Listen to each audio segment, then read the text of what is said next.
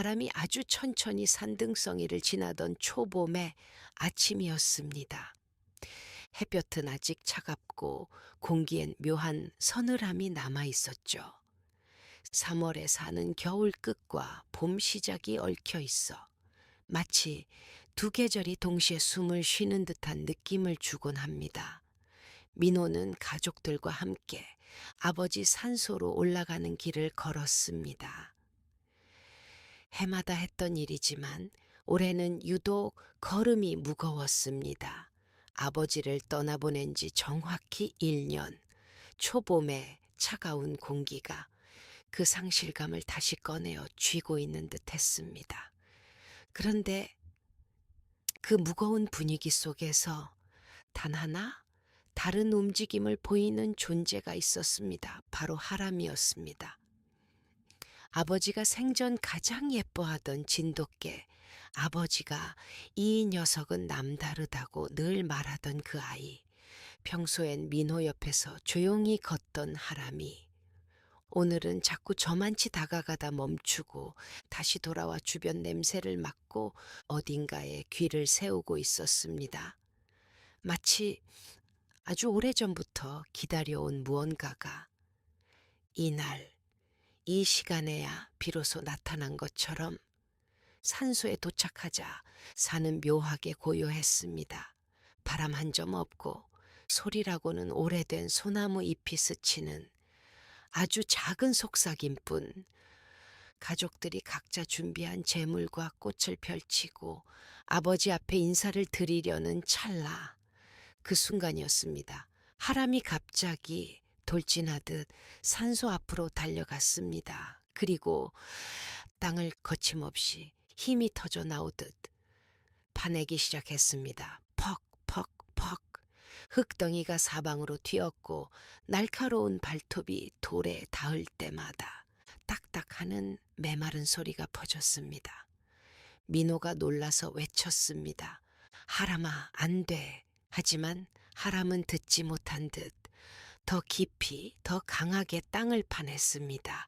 1년 동안 밥도 잘 먹지 않고 기운이 없어 보이던 그 모습은 어디에도 없었습니다. 그날의 하람은.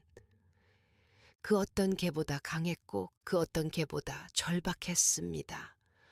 눈빛이 마치 여기 있다라고 말하는 것 같았죠. 민호는 그런 하람을 보며 가슴이 서늘해지는 것을 느꼈습니다. 그 눈빛은 단순한 본능의 표정이 아니었습니다. 정말 무언가를 알고 있는 눈빛이었습니다. 그리고 발톱 끝에서 아주 작은 소리가 났습니다. 톡. 그 순간 하람은 동작을 멈출 만큼 강한 무언가를 느낀 듯 몸을 낮추고 깊게 고개를 들이밀었습니다. 이어 들려온 울음. 낑, 낑. 그 울음은 지금까지 민호가 들어본 적 없는 울음이었습니다.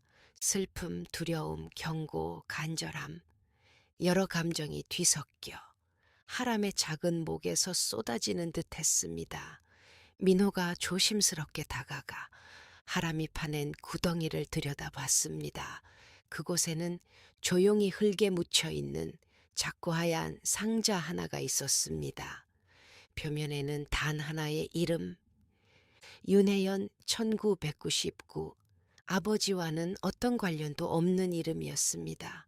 누구도 알지 못하는 이 이름이 왜 아버지 무덤 옆에 묻혀 있는 걸까? 그날 산을 내려오는 동안 가족 모두의 마음은 묵직한 돌덩이가 얹힌 듯 무거웠습니다. 집으로 돌아오자 하람은 조용히 문 앞에 앉아 있었습니다. 산에서처럼 흥분하지도 않고 평소처럼 무기력하지도 않은 묘한 평온함이 있었습니다. 민호는 기억했습니다.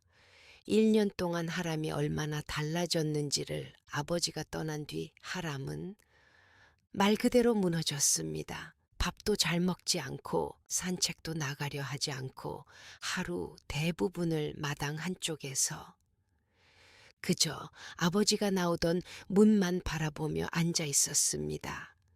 때로는 밤하늘을 향해 아주 길고 낮은 울음을 흘렸습니다. 마치 누군가를 부르는 것처럼. 수의사인 민호도 논문과 의료 자료까지 들춰봤지만 설명할 수 없는 행동들이 많았습니다. 그런데 아버지 산소에 가던 그 날만큼은 하람의 눈빛이 1년 전과 완전히 달랐습니다.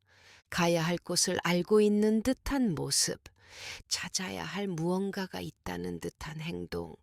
하람은 그날 어쩌면 자기가 할 일을 알고 있었던 것일지도 모릅니다.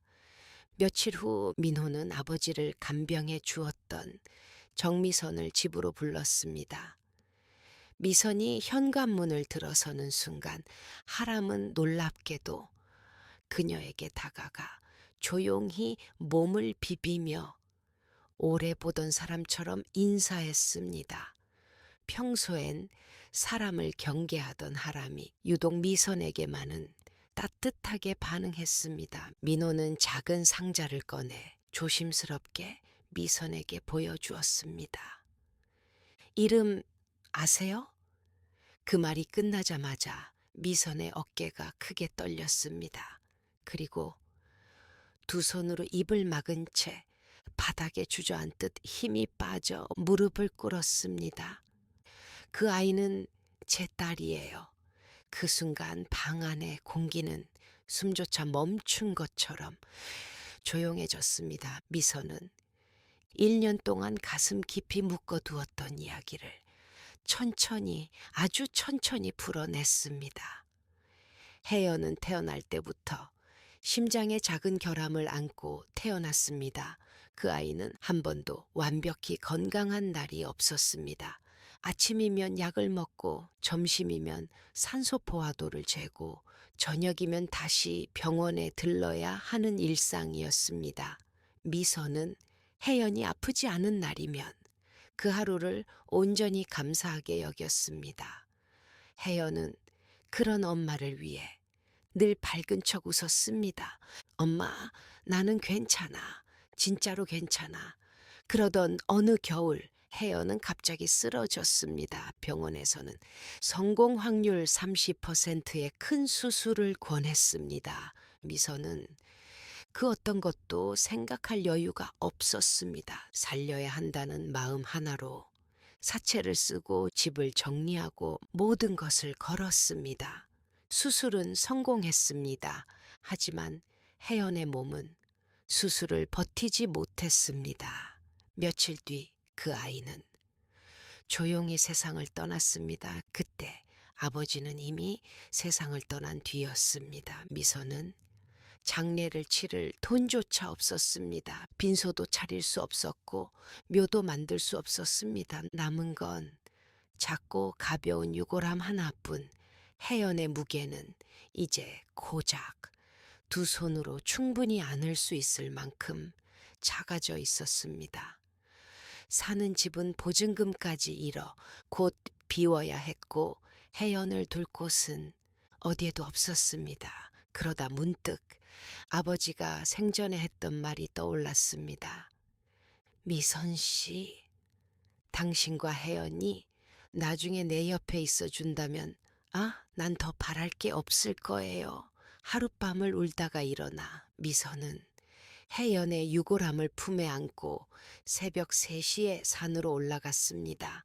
손전등 하나 들고 오르는 그 길은 세상에서 가장 외로운 길이었을 것입니다. 그리고 아버지 산소 옆 아무도 모르는 작은 자리, 그곳에 혜연을 조용히 묻었습니다. 어디에도 둘 수 없었던 딸을 아버지의 옆자리에서 따뜻하게 쉬게 해주고 싶었습니다. 혜연아, 미안해. 이것밖에 해줄 수 없어서. 미선의 이야기가 끝났을 때 하람은 조용히 다가가 그녀의 손등을 핥았습니다. 그 한 번의 움직임이 위로인지 격려인지 혹은 괜찮다는 말인지 누구도 알 수 없었지만 그 순간만큼은 그 어떤 말보다 큰 의미가 있었습니다. 민호는 결심했습니다. 혜연이를 정식으로 모십니다. 아버지 곁에. 그리고 며칠 뒤 정식 의식을 갖추어 혜연의 봉분이 만들어졌습니다. 아버지의 봉분과 크기는 다르지만 마음은 같았습니다. 하람은 두 봉분 사이에 앉아 오래도록 자리를 지켰습니다. 그 모습은 마치 두 사람을 지키는 수호령 같았습니다. 1년이 지나고 아버지의 이주기가 되었습니다. 산길은 여전히 조용했고 봄꽃들이 작은 봉분 주위에 스스로 피어나 있었습니다. 하람은 아버지 무덤 앞에서 한참을 머물렀습니다. 그리고 아주 조용히 작은 목소리로 한 번 짖었습니다. 그 울음은 1년 전 아버지 무덤을 파던 그 절박한 울음과는 완전히 달랐습니다. 이제는 마침내 모든 것이 제자리를 찾았다는 듯 따뜻하고 조용한 울음이었습니다. 민호는 하람의 등을 쓰다듬으며 천천히 속삭였습니다. 그래, 고맙다. 네가 아니었으면 우리 아무도 몰랐을 거야.